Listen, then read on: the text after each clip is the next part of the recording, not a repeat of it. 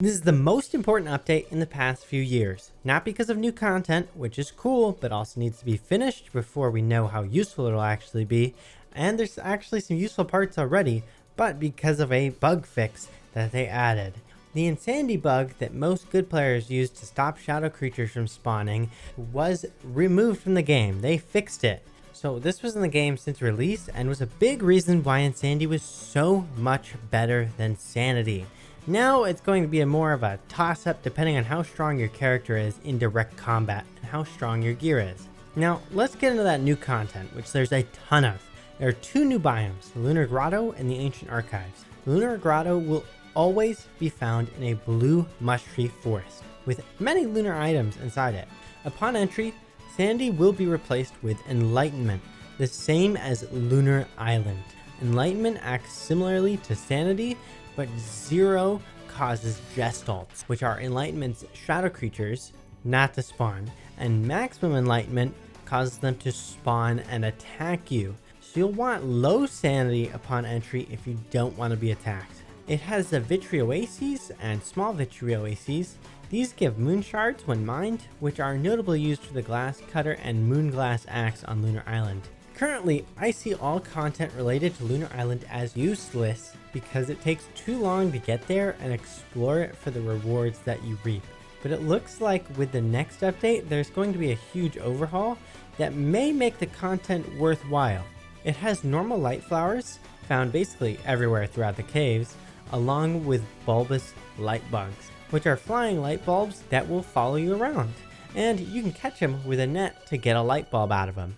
It has lunar mush trees that drop lunar mushrooms. Lunar mushrooms heal 10 sanity and 12.5 hunger raw, and hurt 10 sanity and 12.5 hunger cooked. That may sound like they only harm you when cooked, but raw lunar mushrooms put you to sleep, and cooked ones remove grogginess. Lunar mushrooms can be turned into a mushy cake in the crockpot when every mushroom type is put in.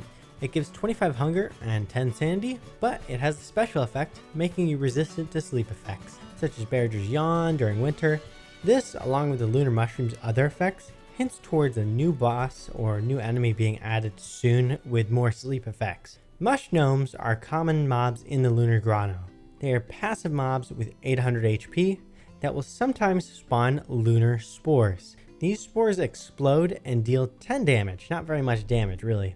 They drop 1 to 2 living logs, 5 lunar spores, and 2 lunar mushrooms. They will run away and protect themselves in a cloud of lunar spores if attacked, but they run away super slowly, and the spores are just not very dangerous, so they're actually really easy to kill. They also glow just enough to be used to ward off Charlie.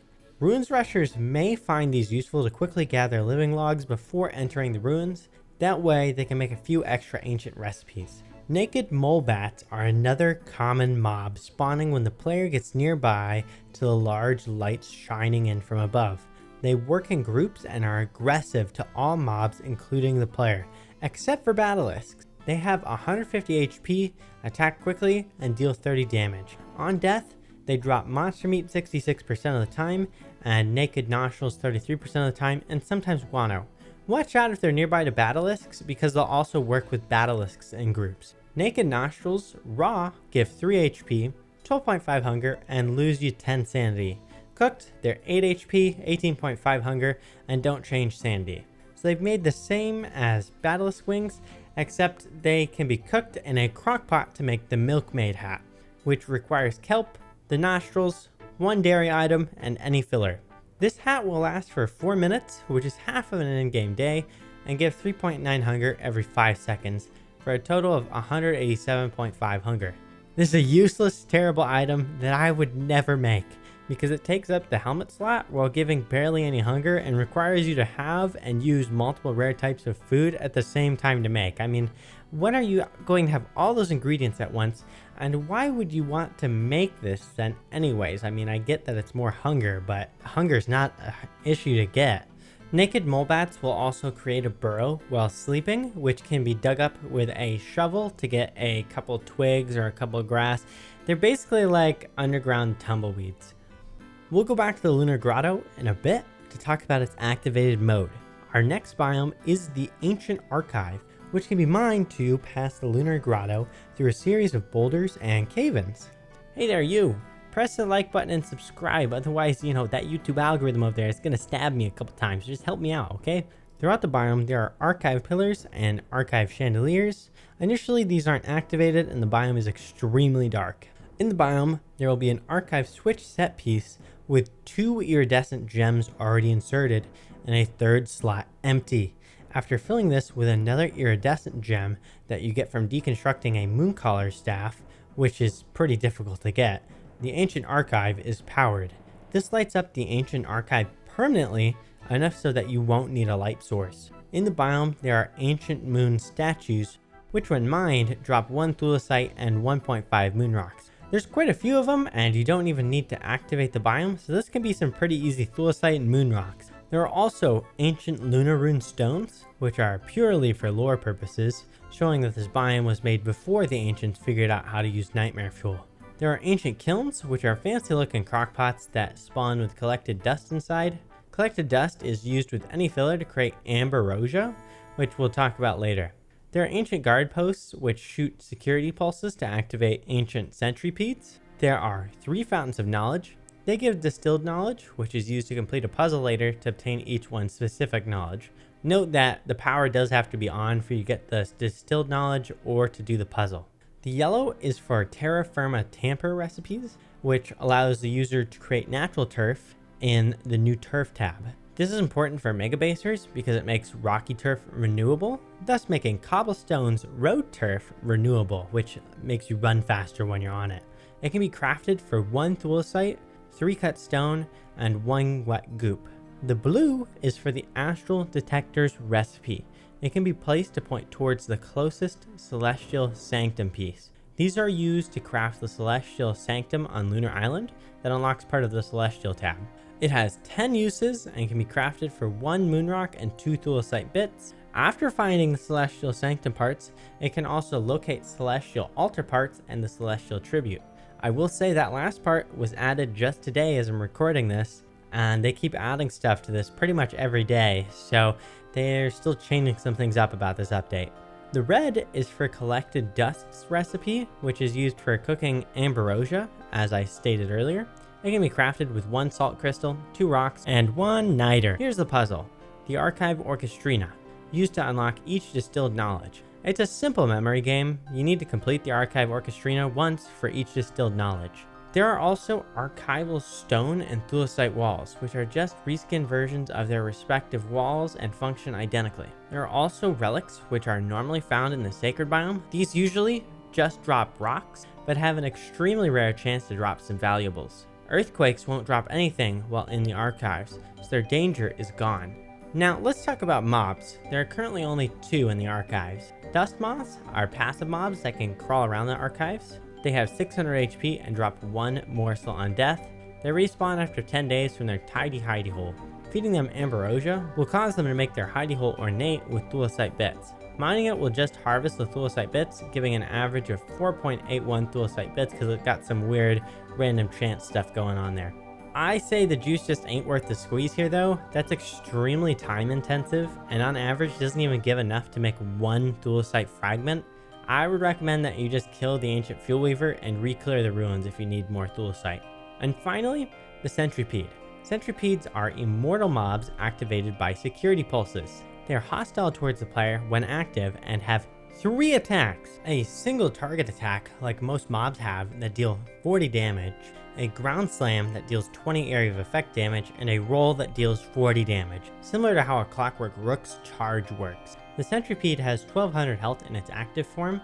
When you kill its active form, it turns into a centipede husk, which can be reactivated by a security pulse. The centipede husk can be attacked and has 300 HP. From 300 to 198 HP, it can be activated. From 45 to 197 HP, it can't be activated. It can't be hurt lower than 45 HP and heals 1 health per second.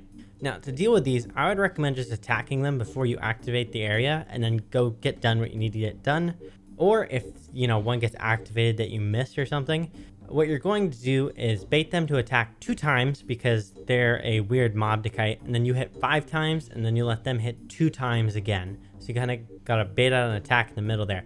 They're pretty difficult to deal with and like a huge pain, and then you have to break the husk afterwards so they don't immediately get, reactivated. So I just recommend breaking them down first and then just pretty much speed running through this so you don't get beat up.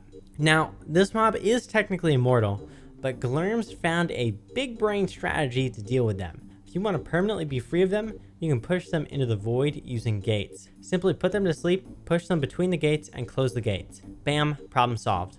And now you have a biome that is permanently lit up to build a mega base in.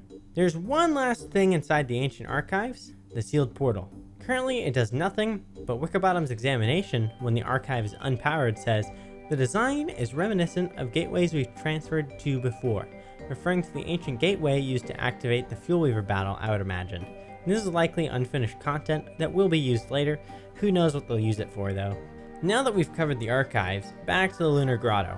When the archives are powered, the Lunar Grotto will have an all-out war between greater gestalts and nightmare creatures at the entrance. Greater gestalts deal a whopping 180 damage, which is the most damage any mob in the game can deal towards the player in one hit, and will insta-kill most unarmored characters, and they have 200 HP.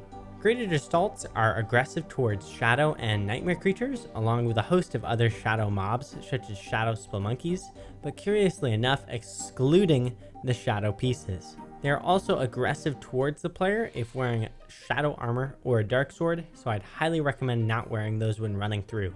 When the archives are activated, nightmare creatures are spawned from nightmare ramparts, which have the highest negative insanity aura of anything in the game, with minus 800 a minute. By the way, you can use the Bee Queen crown to make it so it's a positive instead.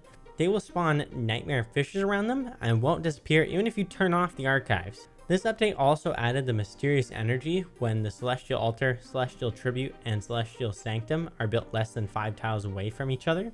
This is currently unfinished content indicated by the yellow and black tape. The last time we saw this tape, it was right before the Ancient Fuel Weaver was added, which I currently refer to as the final boss. There's all sorts of theories for what it will be, from a new boss, to an adventure mode, to another world, and a bunch of other theories.